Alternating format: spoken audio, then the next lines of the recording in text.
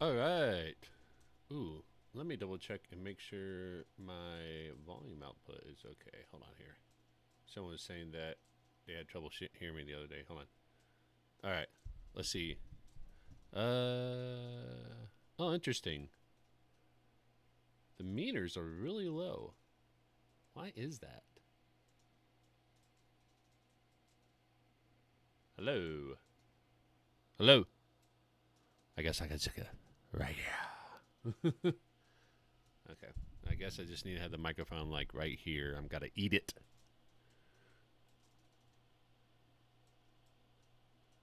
Perfect. Okay. Sorry about that. All right, so we are going to create a level 10 Guardian character in Daggerheart. It came out last week. I ran a couple of Learn to Play one-shots. We just ran a character creation session really quickly tonight for the kids game that I'm going to be running. We just wrapped up actually D&D tonight. This was their last final battle, wrapping up Lost Mine of Phandelver, and the kids were really interested in playing Daggerheart, and so they want to try that out next year. So that is what we end up doing. Is we spent the last 45 minutes of our session building characters.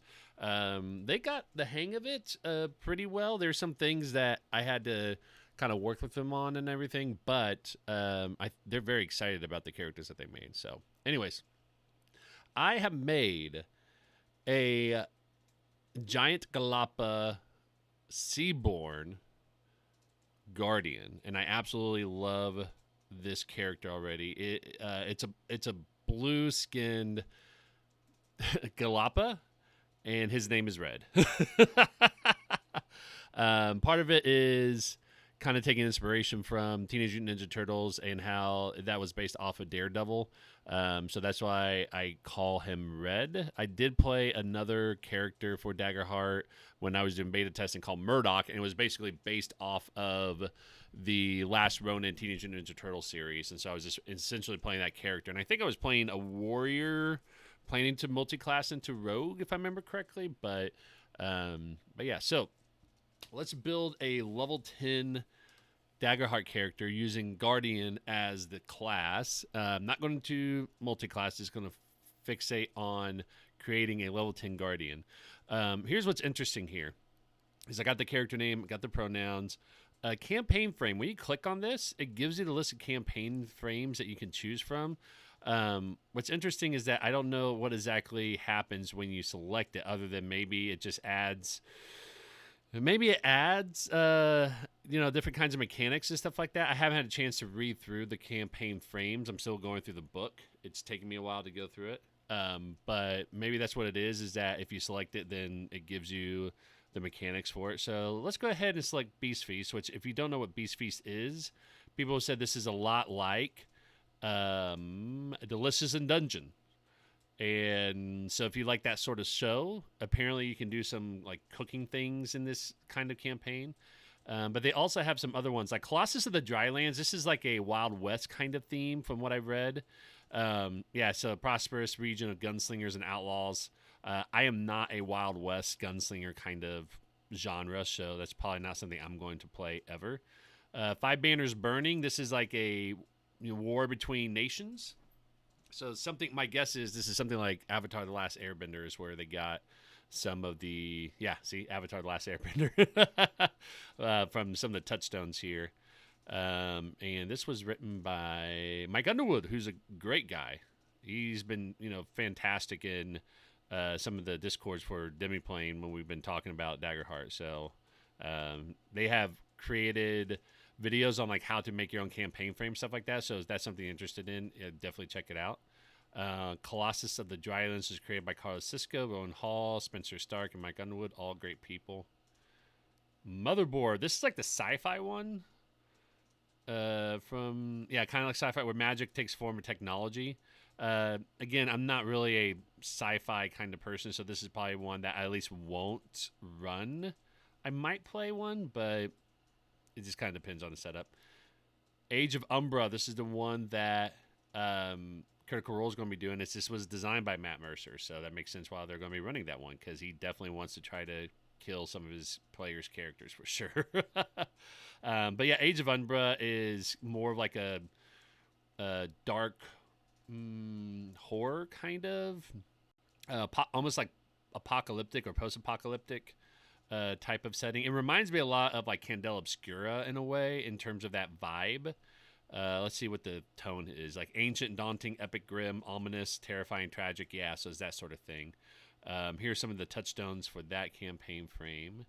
And last but not least, the Wither Wild. So this one's a little bit more, I would say, kind of runs along the line of more the fantasy that you typically would think of. When an invading nation attacks an ancient forest deity, a virulent overgrowth spreads throughout the land.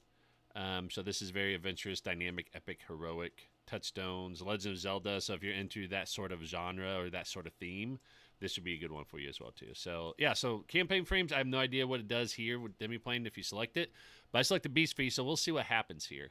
All right, so let's go ahead and hit begin. And we are going to choose a subclass, which I've already done because I already did a level 1 character for this person. So I just kind of made a copy of this. But let's go ahead and take a look at all the ones I selected here. And this one I selected Vengeance, which you gain an additional stress slot. And whenever an adversary within melee range succeeds on an attack against you, you can mark 2 stress to force the attacker to mark a hit point. So this character is going to be buffing up on the stress points or the stress slots to kind of take advantage of the foundation I have for this subclass. Traits, I think I just went with the suggested traits here. Yeah, I didn't do anything crazy here. The biggest thing is making sure that the strength was at the highest level. Probably could have, if I had like a whole character idea fleshed out, I probably would change out the other kinds of traits, but strength would definitely be a +2. I think it might be interesting to do something where it's a guardian that may not have the best like agility, or even I don't want to do knowledge. Like I feel like the dumb barbarian kind of trope is just overdone, and so I want to do different kind of tank character that's not just like the dumb tank. Starting weapons, I had chosen battle axe, which is what they've suggested here. And then the second one that's in my inventory, I know I picked 2. Let's see here. And of course, because I chose level 10, it's going to give me all the options, I think. I mean, no, I haven't chose level 10 yet, so never mind. But it's giving me everything here. I don't think it did that before, so that's interesting. The other one was Warhammer. So Warhammer has the burden of 2-hand, but also the feature is -1 to evasion. That's because you're getting a D12 +3. So it's pretty good, but it does mean that you're going to be easier to hit. Choosing starting armor. Ooh, hold on here. Oh, give me 1 second.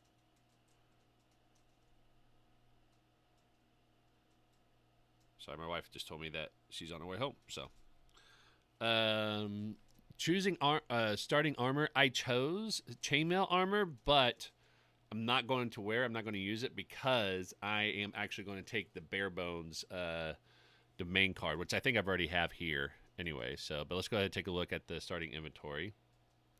I shut minor stamina potions so that way I can clear stress.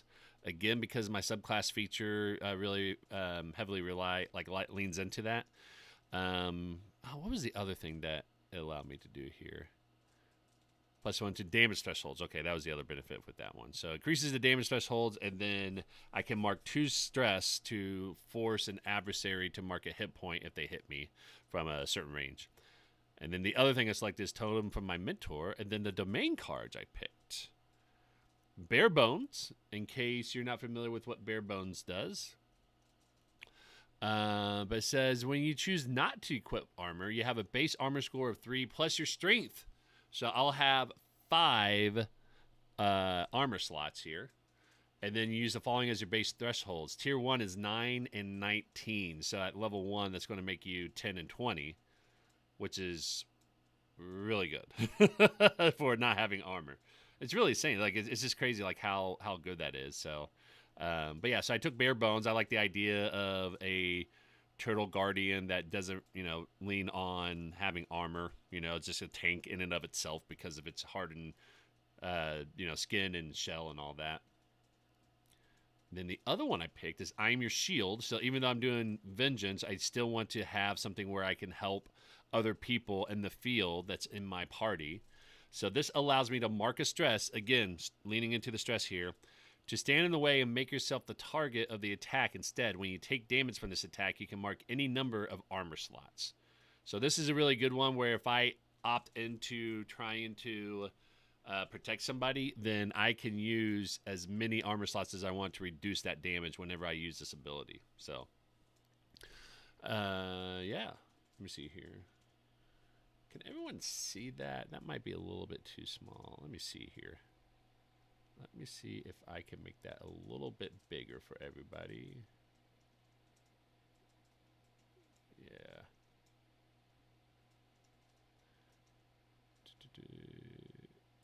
Okay. Yeah, there you go. It's a little bit better. A little bit better. Let me see if I go out this way. There you go. Yeah, make it a little bit bigger for everybody. Okay. All right. Heritage. So I did a mixed ancestry. I chose Galapa Shell feature, which this allows me to gain a bonus to my damage threshold equal to my proficiency. So I already have +1 because of my subclass Vengeance. Vengeance, right? Yeah. But then I'm getting right now another bonus of +1 to my damage thresholds because of this feature of Galapa. So that's already going to be at 2, and then once proficiency goes up, it's going to be 3. So one thing that I'm not a big fan of with Galapa is I don't enjoy the whole you can retract in your shell and just lay there. Like, I don't know. I know people say like, oh, there's a lot of benefits with it mechanically, like, you know, X, Y, and Z, blah, blah, blah. I just feel like it's very, I don't know, passive, and it's on the same level as, like, you know, people doing, you know, a dip in Wizard so they can take the shield spell, and so that way they can bump their AC when they're about to get hit and all that, right? Like, it's just, I don't find it interesting. I find it like, yes, it kind of makes sense thematically, but I feel like there's a lot of things you can do thematically, and this is not something specific to Daggerheart. D&D is the same way. Like, they have some more features in D&D that you pick if you pick Tortle. But again, this is one of the things in D&D that you could do is, like, you could retract into your shell as a bonus action or whatever, and, you know, X, Y, and Z happens. Like, I don't know. I just don't find it interesting at all. I rather that they do something else that's, like, shell related or something else that kind of makes sense for that kind of animal, rather than you retracting your shell and now, you know, you can, you know, bump up your armor class or evasion, but you just lay there like a slug. The other one I picked was Giant to give me reach. So I thought this is really good because now whenever I have a weapon, ability, spell, or other feature that has melee range, I can treat it as though it has very close range instead. So I really like that for my character because now I can be in very close instead of just having to be in melee range, which I think will help a lot of abilities I'm going to be selecting here, and I have currently, I think. So let me go back to the class here, and like my starting weapon that I picked was the battle axe, and that is melee. So now I can use that in very close range. I don't have to be in melee range. I can be about 3 squares away. Chose a subclass. Oh, and then this one. Let's go here. Whenever an adversary within melee range succeeds on an attack against you. So my understanding reading this is that now that could be very close because this is an ability. That's how I read it. I don't know if that's how other people are going to read it, but I think that makes sense because of the way it's written.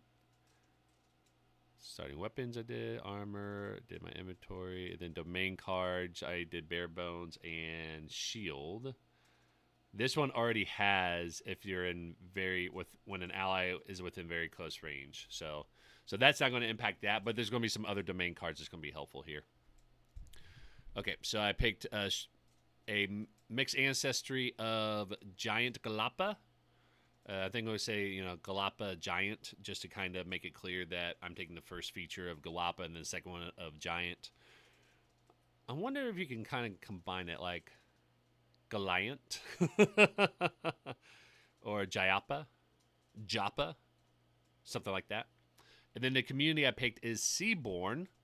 And this is something I did think about for my character. I thought, how interesting or how funny would it be if my Galapa character, who is a Seaborne, can't swim, doesn't know how to swim, right? Like that's the one thing that is kind of like a weakness of his that he struggles with and is self-conscious about, because people would expect him being some Seaborne should know how to swim. Him being a turtle should know how to swim, and he doesn't, right? Like the mental anguish and the stress that comes with that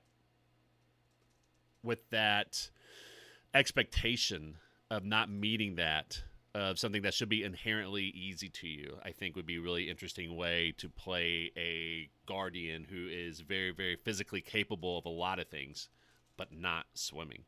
But with Seaborne, let's see here. This one has Know the Tide. You can sense the ebb and flow of life. When you roll with fear, you place a token on this card. You can hold it equal to number of your level. Before you make an action roll, you can spend any number of these tokens to gain a +1 bonus to the roll each token spent. So this is a nice little way to kind of add to the roll without having to like mark a stress or spend a hope or anything like that. So her Galapa just use hand-me-down shells. This one might.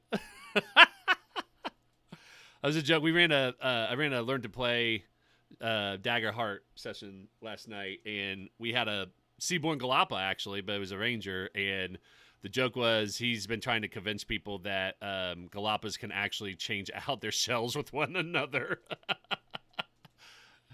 I might, I might have to incorporate that now a little bit. I might have to steal that idea. I know I told him I would steal that idea. I might have to do that. I think that's really funny. So that'll be the other depth that would add to my character. Okay, experiences. So this is one I have not fleshed out yet, and I'm not going to take a whole lot of time to flesh out, because this is one where I like to kind of gauge what else is at my table before I start making a story for a character. Like I'll have like an outline or thought for a character, but I like to try to dive into a little bit more once I get a sense of who else is going to be at the table and all that, which I know connections are really going to be helpful for that, but I think the background questions and experiences is really helpful as well too, to know who's going to be at your table, because I think they can really give you some ideas, and then you can go a lot of different directions when you know what other characters you might be playing with. So I've already put in some description here. Clothes that they have, their eyes are fiery red. Literally, they glow. I forget what was the idea I have for that, but I think I was going to say something about how they have some sort of, I don't know, magical entity a part of them somehow, because guardians are not magical creatures or classes. It's one of the few classes where you can't use a magic weapon because you don't have a spellcasting feature or trait for it. Body that's tough exterior, spiked shell, and giant size, and color is frosty blue skin. I don't have an attitude yet, but let's take a look at the background questions though. Who from your community did you fail to protect, and why do you still think of them? That's a pretty standard guardian question. You've been tasked with protecting something important, delivering it somewhere dangerous. What is it, and where does it need to go? I really like that one. You consider aspect of yourself to be a weakness. This is where I got the idea from. I think I read this question. I was like, oh, that would be funny. A weakness of Red is that even though he's a Seaborne Giant Galapa Giant, I think is what it is. Galapa Giant. He cannot swim. This has affected him because he's very capable. He's very physically capable of doing a lot of things. But swimming is not one of them, where it is probably something that should be inherently easy for him. So I'll definitely have that in there at least. So, okay. Choose your experience. Again, I'm going to put in here Rage Under Fire. So this is one that I could definitely use in combat, but I feel like I could use this other situations where, he just finally gets fed up, and that's what, drives and motivates him, right? Like, it's kind of like the idea that you hear people of saying, like, you hear the stories of a mother who just gets like enough rage that they lift up a car to help their child, get away from underneath it or whatever. That sort of idea is that, just finally gets pent up in that moment, that rage kind of just fuels them a little bit. And then I won't let you down. Again, I'm doing Vengeance, but I kind of like to straddle between Vengeance and a shield protective kind of class as well, to a character. So I'm straddling that line a little bit as much as I can. And then create connections you would do at your table. All right, so now we're at what we've been waiting for, leveling up. So let's level up to level 10. Okay. All right, so we can create another experience. Let's see if there's something down here that can help me figure out. Maybe my character was a bodyguard. I feel like that might be one that could... I won't let you down. I want to try to do something that is a little bit... This one I might leave for right now and just say TBD, because I feel like this is a good one to kind of reflect on how your character has adapted and what kind of progression they've had, that you can put that in there instead of pulling in something from like the character's backstory from before the campaign. Maybe something about how your character has developed and progressed during the campaign that you can add that experience. I like that. Increase proficiency. So proficiency, if you're not aware, really only affects damage dice and some other abilities that specifically says equal to your proficiency. But by and large, unlike D&D, proficiency is just really used in a very, very specific way, and that is determining the number of damage dice you roll when you deal damage. So you don't have any of this like, I can roll for perception and add my proficiency bonus, or I can roll an attack and add my proficiency bonus to my attack. That's not the case. You only use proficiency to determine how many damage dice you have. So if my damage dice with the weapon that I attack with is a D10 and my proficiency is 3, then that tells me I can roll 3D10 for damage at that level. Nothing about adding proficiency bonuses or anything to your attack roll. Whenever you roll for an action, you usually say what trait you are rolling with. So agility, strength, finesse. Instinct is very much like, I would say it's like wisdom for the most part. Is the closest one, because presence is very much charisma, and knowledge is very much intelligence. So whenever you roll, you're usually rolling... You're using one of these traits for an action roll, then you add the bonus on there. So, anyways, yeah. So that's what proficiency does in Daggerheart. Level up options. So here are some options. So we know that I'm leaning into stress. So I need to make sure that I gain a stress every chance I get. So I have that in there. I could increase evasion. This is one thing I wish Demiplane had, is I want to see this information here a little bit. I wish there was a way for me to kind of see, like, what is my evasion right now? So, but I can't. So do I want to increase traits at level 2? Do I want to choose a domain card? Do I increase evasion? I'll go ahead and choose a domain card this early, because I feel like at tier 2, you can do that and still be okay. I'm sorry, level 2, not tier 2. All right, so here are the new ones that I have from being at level 2. Is Soldier's Bond. Once per long rest, when you compliment someone or ask them about something they're good at, you can both gain 3 hope. Here's the thing. That is a good card. I am not interested in that. It's good. Like, don't get me wrong, it's really good, but I think that's really more of a warrior kind of card, or a seraph, or if you're doing a guardian that you kind of want to do like an inspiring guardian, right? Body basher. A successful attack using a weapon with a melee range. So again, because of my ability of reach from being a giant to mixed ancestry, That now turns into very close.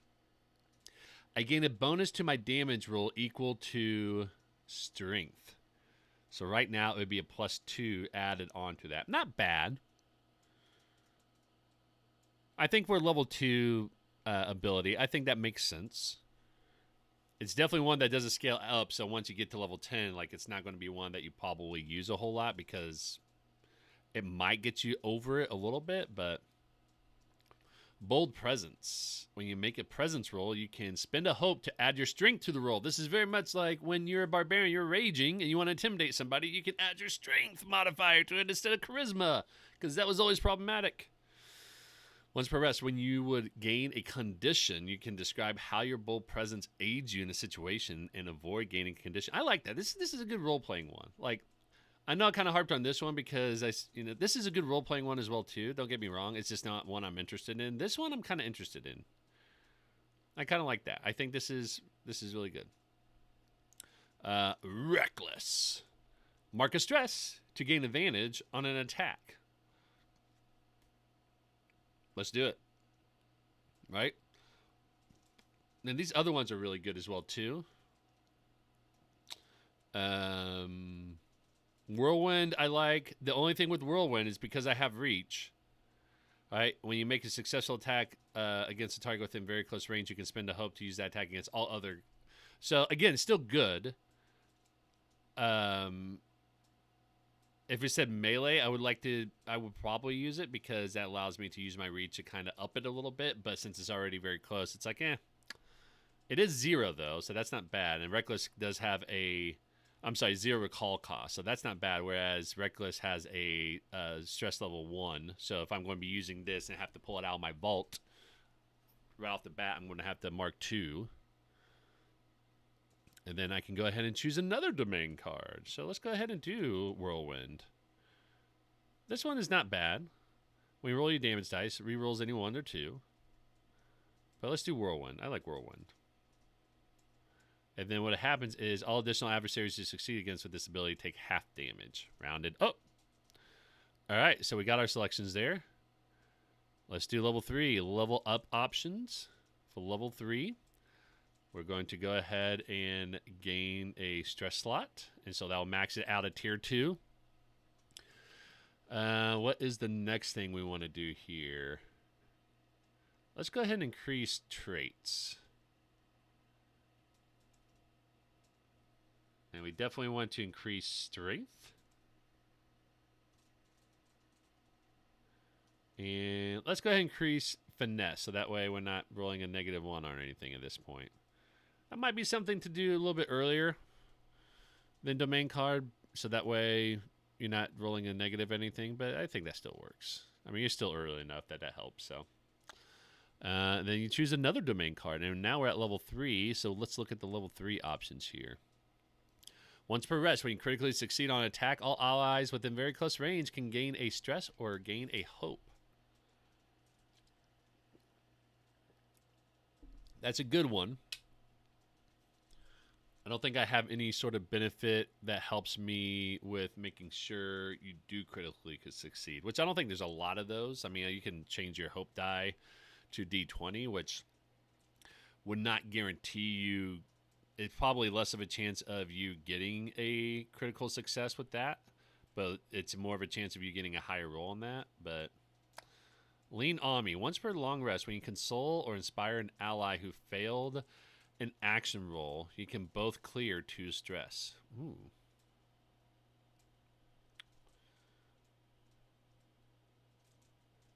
That's a good one. We could pick that one. Let's do that. Let's look at Scramble. Once per rest, when a creature within melee range, so now very close for me, would deal you damage, you can avoid the attack and safely move out of melee range of the enemy.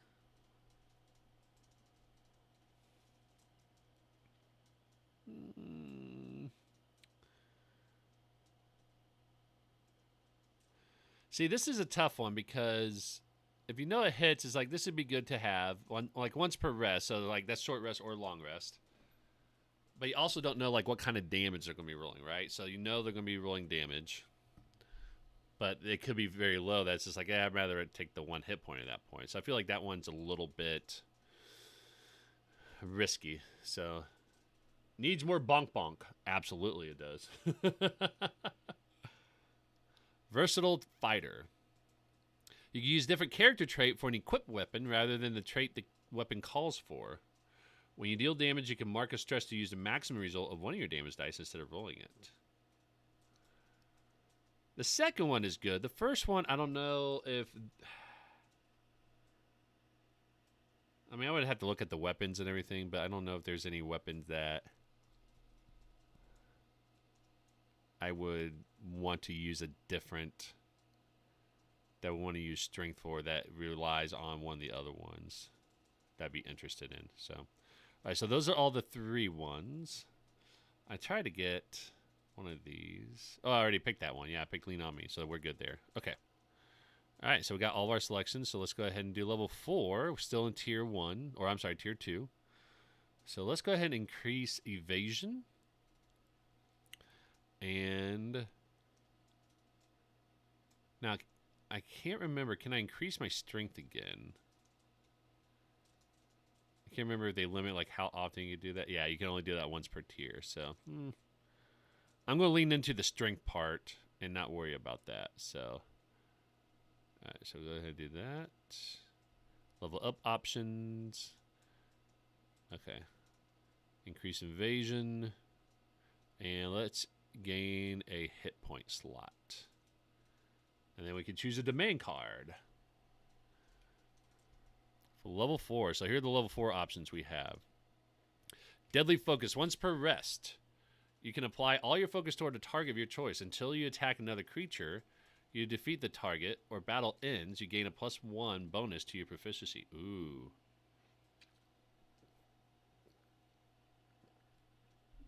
Ooh. Yeah, I might have to do that one. Fortified armor. While you are wearing armor... Oh my god, look at that art. That art is so great. I love that. Oh my gosh. I love how creative they get with this. While you're wearing armor, you gain a +2 to your damage thresholds. I'm not planning on wearing any armor, so...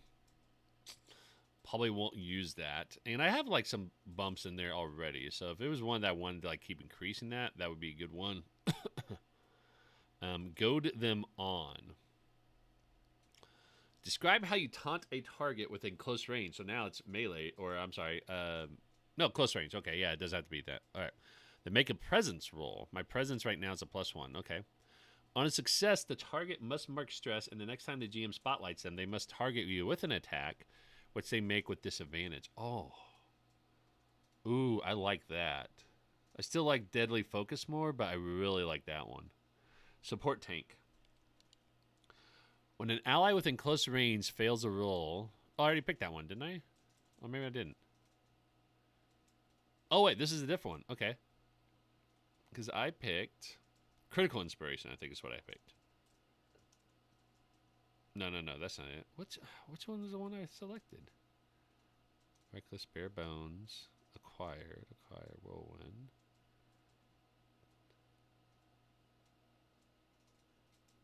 Did I not pick a level 3 one? Oh, no. I'm sorry. Yeah, here it is. I just glossed right over it. Lean On Me. Okay, gotcha. So that's that. And then you can spend 2 hope to allow them to reroll either hope or fear die. Okay, not bad. So 4. Yeah, so I think if I wasn't taking that one, I would probably take Goad Them On. I think that's a fun one. That's definitely a good one. Okay. So we got level 4. Now let's go to level 5. I get to create another experience. And again, I'm going to put in here TBD because I like to kind of add in the experience as a way to reflect the journey of the character from the campaign that we're going through. Increasing proficiency, so this is going up to 3 now, which means anytime I attack with a weapon, I roll 3 of the damage dice associated with it. So if it's a D12 damage dice, I roll 3 D12s.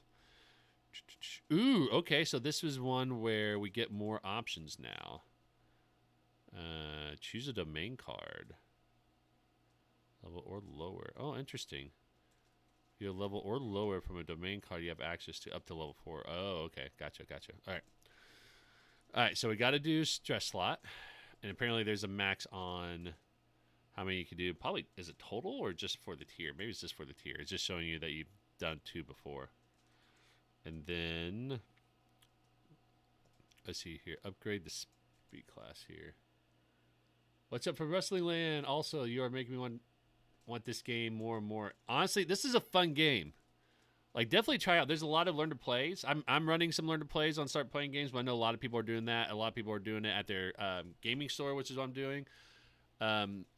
It plays differently than D&D for sure, but I think it's definitely one that is a lot of fun. That gives you a different kind of style and a lot of narrative freedom. And I feel like it also just brings a different vibe to the table as well, too. I don't think Daggerheart is going to replace D&D for me. I don't think it's going to replace D&D like at large necessarily, but I think it's going to get pretty close to it. Like, I have not seen a TTRPG that has so much buzz and energy behind it as this one does. So I think if there was any game that was going to like dethrone D&D, it might be Daggerheart. It's just there's a lot of like great things that's going on with it, and there's when you read the core rule book, there's a lot of things in there that's universal to all RPGs that is just really great to incorporate into your D&D games. I've already been doing that already, like not even when this book came out last week, but like some of the stuff I read in beta testing, I was like, oh, this is a great idea. I'm going to start using this in my other games. So it's definitely a great, well-designed RPG in general in terms of how to play at a table. So it's a great game. I definitely encourage you to try it out and check it out and do a learn to play at least and see what you think of it, what you like of it. So it's a lot of fun. It definitely is. Okay. Have I selected everything? 2 selections, right? Remove. Yep, perfect. Okay. And then check my domain card. See, there is one thing I wish like it kind of showed you some of the updates. I know like the ability scores it shows you, but I wish it kind of showed you like evasion score, hit points, stress slots, and stuff like that as you go through. So, all right, here are the options we have for domain card. Armorer. While you're wearing armor, I'm going to ignore that because I'm doing bare bones. Champion's Edge. When you critically succeed on an attack, you can spend up to 3 hope and choose one of the following options for each hope spent. Oh, okay. Spend up to 3 hope, and then you can do this. You can clear a hit point. You can clear an armor slot. The target must take an additional hit point. You can't choose the same option more than once. This is like a stress build kind of character, so I'm not sure that's going to be of interest to me right now. Rousing Strike. Once per rest, when you critically succeed on an attack, you and all allies who can see you or hear you can clear a hit point or 1d4 stress. That might be a good one for me to take. Vitality. When you choose this card, permanently gain 2 of the following benefits. 1 stress slots, 1 hit point, and 2+ bonus to your damage thresholds. Then place this card in your vault permanently. Yes, I will take that one. I mean, that's a good one, and then you can get some other cards here, right? That you can put in your loadout. Perfect. Let's see here. Oh, have there been things I've been missing? Okay. No, just for this one. I mean, it just automatically collapsed and did that, so I could have missed this. So, okay. So what are the benefits I want to choose? So I definitely want to gain a stress slot. I think hit point as well, too. I think those are going to be really good to have. All right. So I got that. Perfect. Level up options for level 6.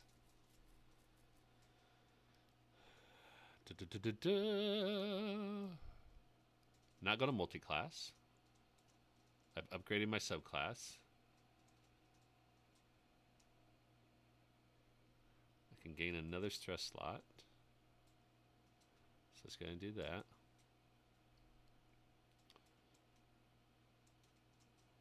And Then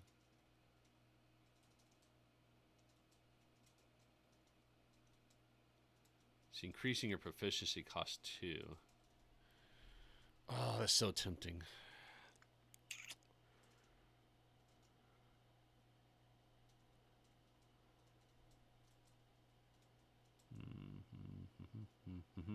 I'm not going to choose a domain card. Being is because I think I did that for the other ones. So I chose that one. What is this one here?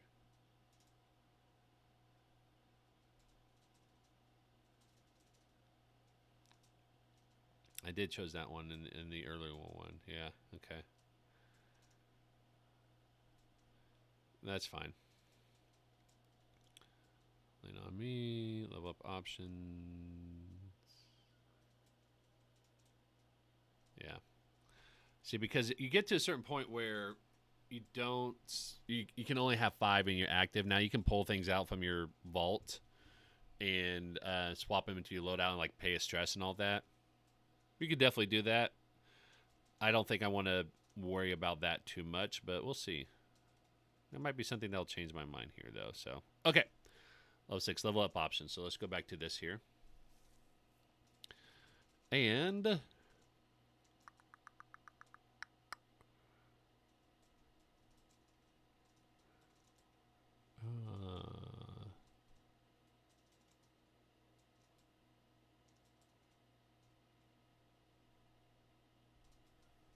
let's increase this. We can do that.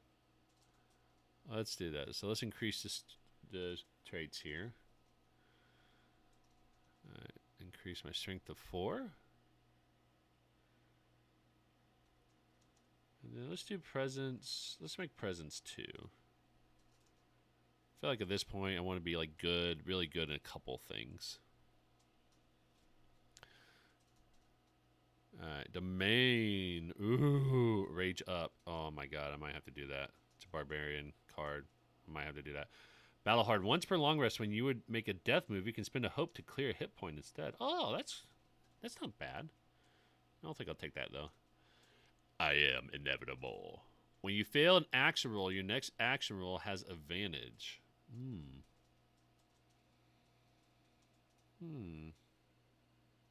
That may not be a bad one. Rage up. Before you make an attack, you can mark a stress to gain a bonus to your damage roll equal to twice your strength. Okay. So I know I said I'm leaning into the stress. The only thing I would say here is that before you make an attack, you can mark a stress to gain a bonus to your damage roll equal to your twice your strength. So I could be marking a stress and still miss. Now, this level, I'm probably not going to miss that much, but I would hate to mark a stress or even 2 stress and then not even get to use it. And then rise up. Gain a bonus to your severe threshold equal to your proficiency when you mark 1 or more hit points from an attack. Clear stress. Oh, yeah, I got to take that one, right? Because that helps with the stress. Now, here's the part that gets tricky. I can only have 5 in my loadout, so we're going to get to a point where it's like all the ones that I got, I can't have because it's capped. Which I don't know how I feel about that just yet, but we'll see. Okay. Last level up in tier 3. I'm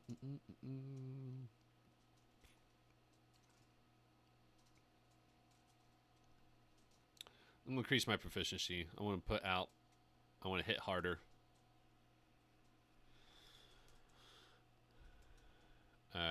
Let's see here. Blade Touch. When 4 or more of the domain cards in your loadout are from the Blade domain, gain the following benefits. +2 bonus to your attack rolls and +4. It may not be bad. I've not been paying attention to how many I have of Blade, but... Glancing Blow. When you fail an attack, you can mark a stress to deal weapon damage using half your proficiency. It's like, I miss, but not really. Shrug it off. When you would take damage, you can mark a stress to reduce the severity of it by 1 threshold. When you do, roll d6 on a result of 3 or lower. Place this card in your vault. Nah. Because my armor class, my base armor score is going to be, was it 3 plus my strength? So that's going to be a 7. So I think I'll be fine. And you can only reduce it by 1 unless, you know, I use I am your shield. Valor touch. When 4 or more of the domain cards and you load out from the Valor one, you get +1 to your armor score. And when you mark 1 or more hit points without marking an armor slot, you clear an armor slot. Yeah, I feel like this one's probably the better one. But I gotta make sure I got the blade touched. So now, were there any other ones here? No. I think I'm good. Okay. Next, level 8. We're getting there. We're getting slowly but surely. So this one's going to be TBD as well. All right, and then I'm going to have to go back and pick a different weapon since I'm going to level 10. Because we're making a level 10 character, so I should definitely do a level 10 weapons and all that. All right, level up options. Here we go. All right, again, gain a stress slot. Yeah, so it looks like it's saying it goes up every tier. So was it capped at 4? It's just it was capped at 4 at tier 3, and then it goes up even more. So, not going to multi-class. Oh, because I already picked one. That makes sense. Upgrades subclass. I like to do that, please. Thank you very much. And then let me choose a domain card.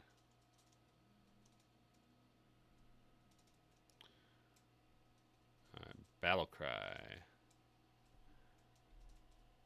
You can muster a rousing call that inspires your allies. All allies who can hear you clear stress and gain a hope. Additionally, your allies gain advantage on attack rolls until you and an ally rolls a failure with fear. Ooh.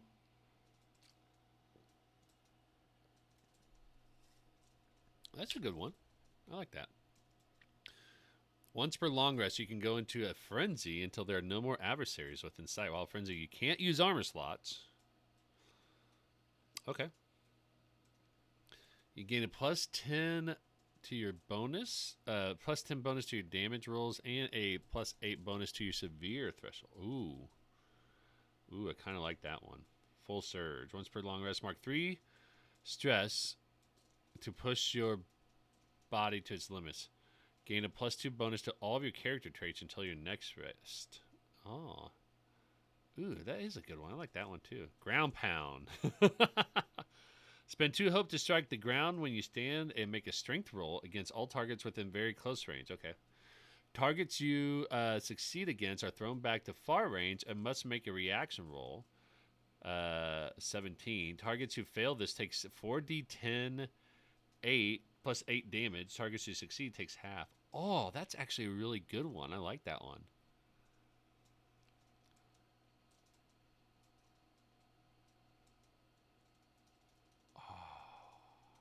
It's between that one and Frenzy. Ooh. See, Frenzy is Blade and it has a recall cost of 3. This one has a recall cost of 2. Let's go with Ground Pound for right now. Okay, so I chose my domain card. I'm going to go back a little bit here and see where I have picked up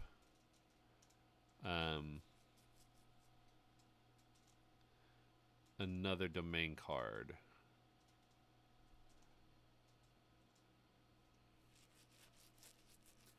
See, I wish it told me which domain card I selected.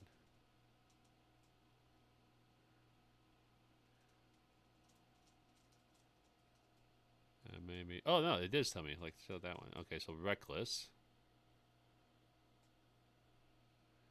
Mark a stress to gain advantage on your attack. And what about Whirlwind? Whirlwind is Blade, too, right? Yeah. And then Reckless. Yeah, I think I'll just remove that one.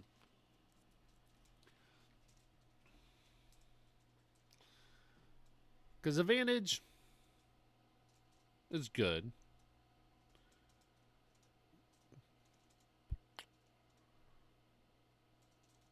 see.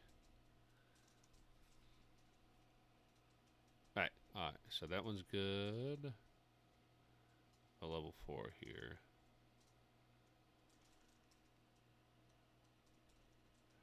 Okay, and I think level 5. Let me see.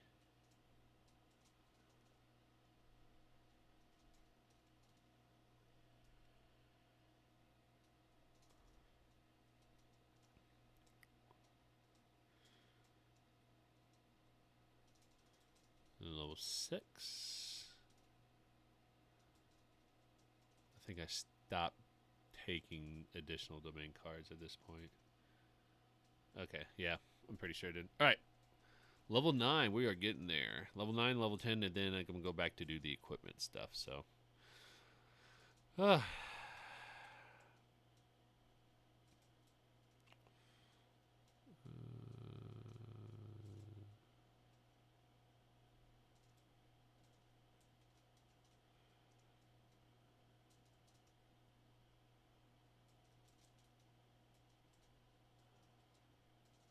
should do that.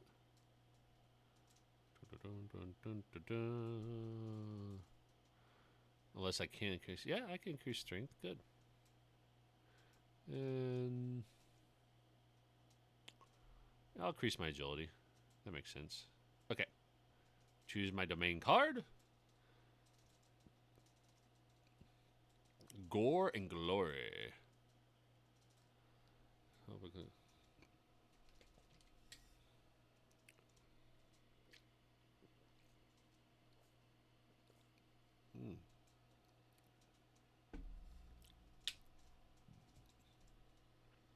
That one's a good one. That one's not bad.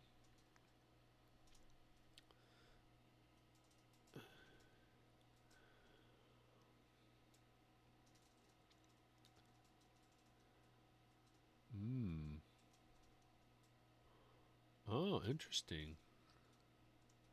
Lead by example. When you deal damage to an adversary, you can mark a stress to describe how you encourage your allies. The next PC to take attacks against that adversary can clear a stress or gain a hope. Ooh. Reaper Strike. Once per long rest, spend a hope to make an attack roll. GM tell you which targets within range it would succeed against. Choose one of these targets and force them to mark 5 hit points. Once per long rest, though.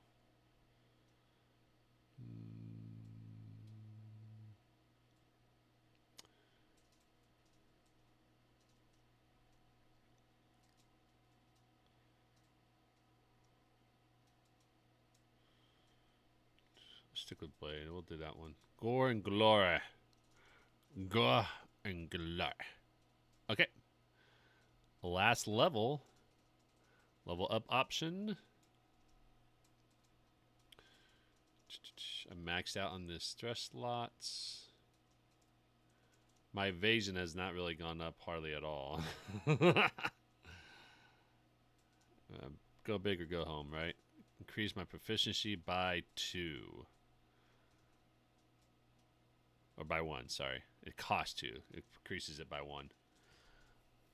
Alright, Battle Monster. Can mark 4.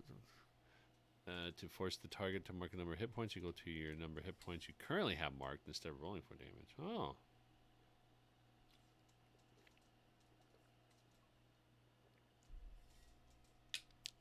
It's not a bad one.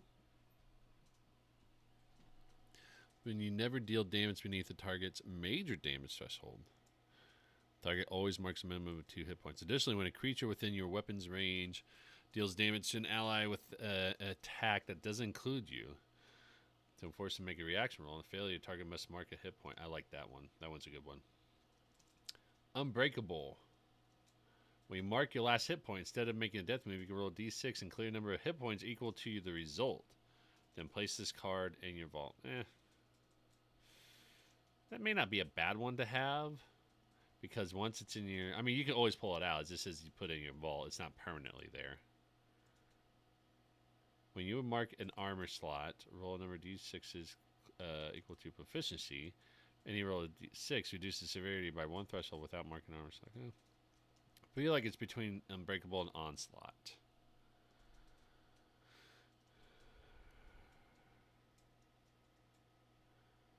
Onslaught. Let's just do Onslaught. Boom. There we go. All right, so I picked that. And then I'm going to go back to my equipment.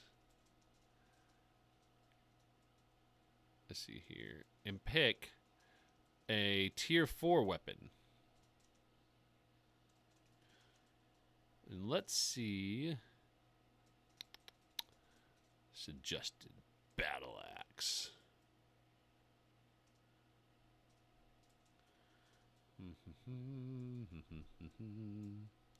A cooking knife. Okay, so this is where Beast Feast comes in. Now I have access to the inventory for cooking knife. Okay, that makes a lot of sense now. Okay. Gotcha. I thought there were some filters here, but maybe there isn't. So let's go ahead and do, kind of say tier 4? Okay. That doesn't seem like that did it. See, I wish I could filter these by tier. Enchanted mop, enchanted scissors. Oh my gosh.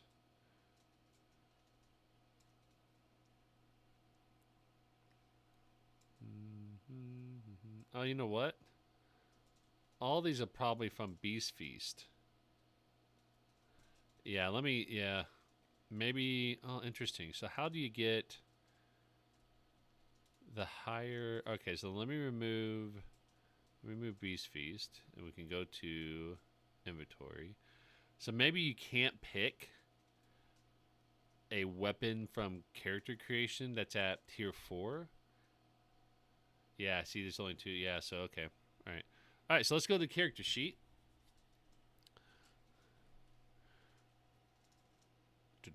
Character engine updates found. Retrieving character engine updates. Do not pass go. Do not collect $200. All right, so the first thing we're going to see is we're going to be maxed out at our domain cards at 5. So I want to see what are in there. See, these do...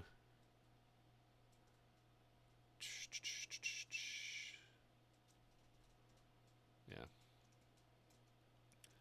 Bare bones. All right. Let's see, ground pound. Hold on a second. All right, so if I do... This is the blade touch here, right? Yeah. So if I were to swap it with blade touch...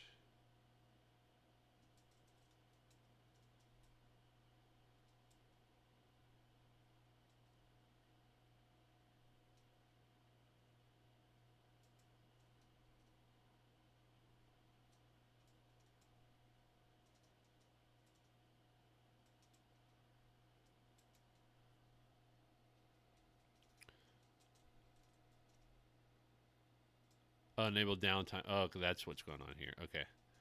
Yeah, because they're not marking stress or anything here. All right. Swapping that. So you can focus all your attention there. Ugh. I'm still at that. And I like this one. Alright, because this one, ground pound is a good one. Ugh. Come on. There's Golden Glory and there's Onslaught. There's Vitality. Which one's Vitality?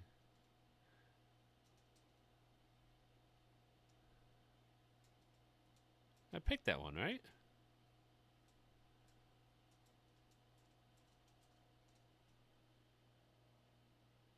Let me do Whirlwind. Let me get rid of Whirlwind here. And then, okay, so Vitality so Vitality did get it added there. So, all right. So the question is, do I want Onslaught or do I want Golden Glory?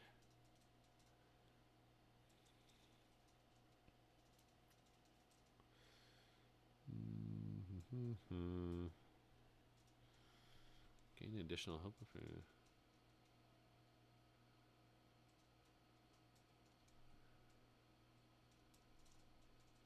Yeah, let's swap with that one. Okay, so now I think I have enough.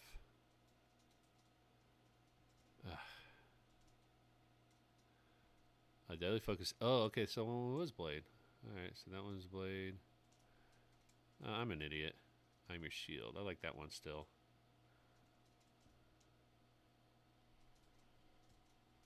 Yeah. Blade touch now gives me a +2 to my attack rolls and +4 to my severe damage threshold. Okay. Damn. Okay, so at level 10, my evasion. See, my evasion is a 10, so I'm still going to be easy to hit, but the thresholds are definitely a lot higher. I have 14 stress. 14! I'm going to be doing a bunch of shit with this, man. Then my proficiency is at 1, 2, 3, 4, 5, 6, so that's a maximum. I know you could, technically, if you do things right, you can get more than that, but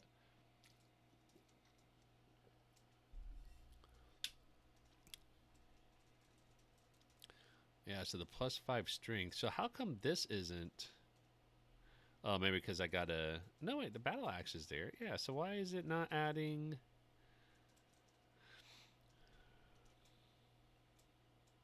4 or more of the domain cards. Ah, oh, damn. Does this not count? Hold on. Blade. Blade. Blade. Okay, well, I'm going to have to swap that one out to get that +2. So the question is, do I want Whirlwind or do I want Onslaught? I'll probably want to do Onslaught, to be honest. So, oh well. See, that's the thing. It's like, ugh. So you get 5 cards that you can have at maximum for your loadout, and then when you look at your vault, you got 1, 2, 3, 4, 5, 6 other ones that you could be using. That'd be really great, but you're kind of forced to only pick one, or I'm sorry, 5 instead of using all of them. So, but hey, I got my +2 to attack rolls and then +4 to my severe damage threshold. So nice. Okay, so let's go to equipment. Let's go to manage equipment, and now let's pick. Here we go, filter. So if I filter this, type, primary weapon, tier 4, attack trait, strength, damage die. We'll see whatever's on there. Attack range, burn all subtype. Okay, yeah, it's going to be physical, so that's good to know. All right, awesome. Confirm. Now, let's see what pops up. Legendary Battle Axe. What's that about? Impact Gauntlet.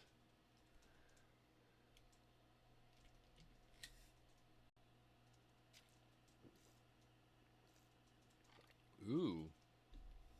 That seems interesting. And then again, this is going to be very close because of my ability. D10 plus 12.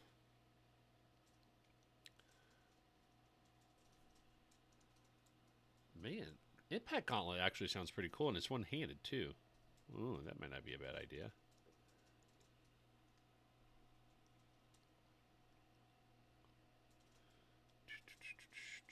All right, Legendary Greatsword. -1 in evasion. Yeah. Shotgun. What's a Sledge Axe? Ooh. D12 plus 13. Is that more? I mean, potentially it's more, yeah. -1 to agility, and my agility is at +2, so it'll be +1. Within very close range, must mark a stress. Ooh. I kind of like that one. Let's pick that one. But let's go ahead and look at armor as well too, because let's see here, I'm at 58 for that. Let's look at, well, why can I, okay, let's reset the filters and type. Why is it just showing primary weapon? That's weird. Okay. That's really weird. All right, so let's go ahead and manage equipment again.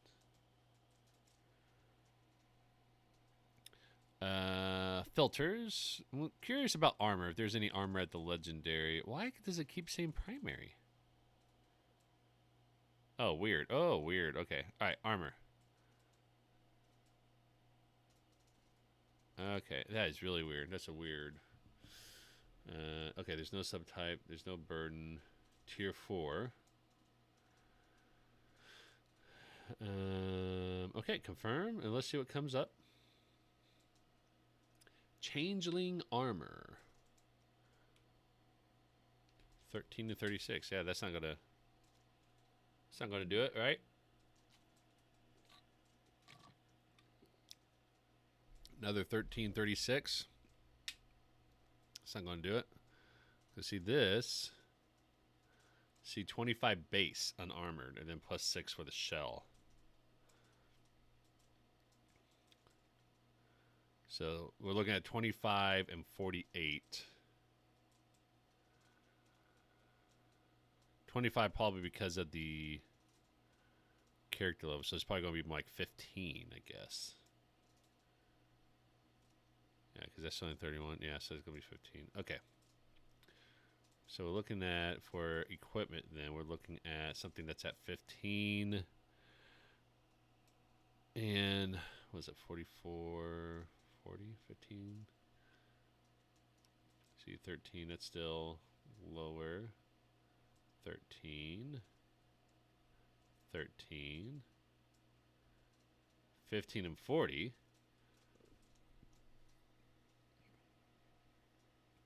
Let me select that and see how that changes things here. 15 and 40. Ew, that one's a 15 and 40.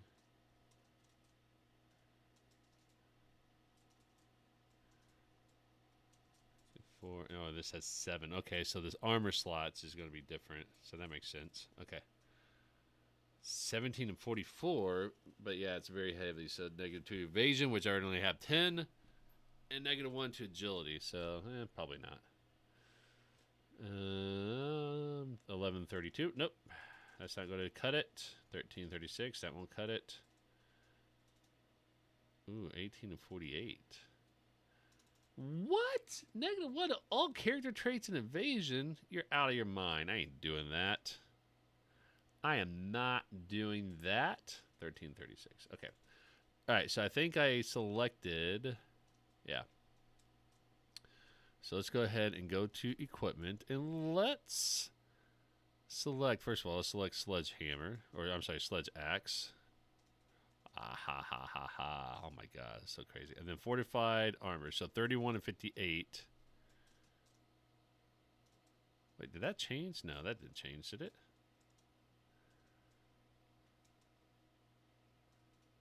Yeah, that didn't change, okay. 31 and 58. Sorry, I could have swore like it changed. Yeah, it didn't. Okay, gotcha. All right, now full fortified armor. 3158 right now with 8.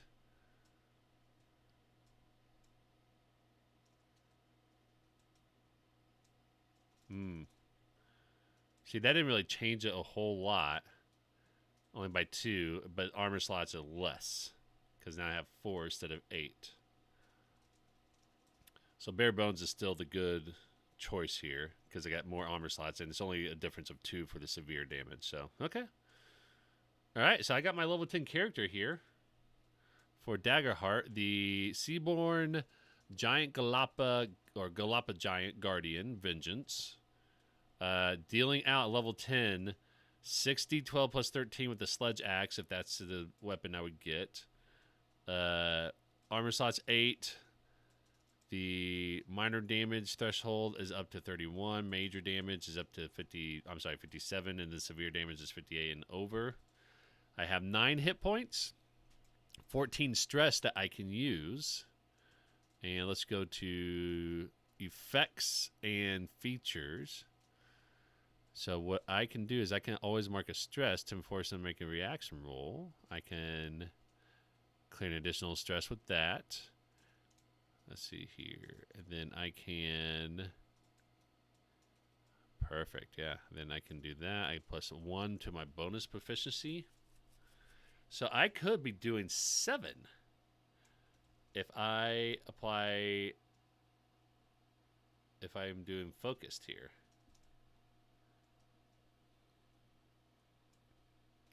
Yeah, I know this is a bug that they've identified because they said that because it caps out at 6, this doesn't get adjusted. But let's see if I click on that. Let's see how many plus 13. 1, 2, 3, 4, 5. Yes, 6. Okay. Oh, interesting. So you click on that, and then I can add another D12 to that, right?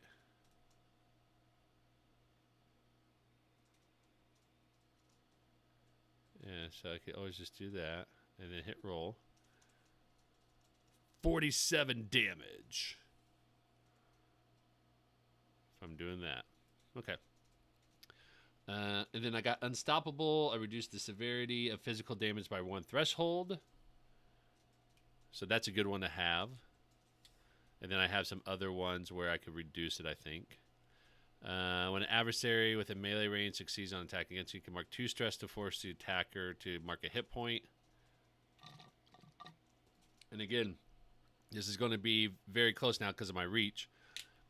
When an adversary damages an ally within very close range, you gain a +1 bonus to your proficiency for the next successful attack you make against that adversary. Nice. So if I click on that, yeah, see, it doesn't go up.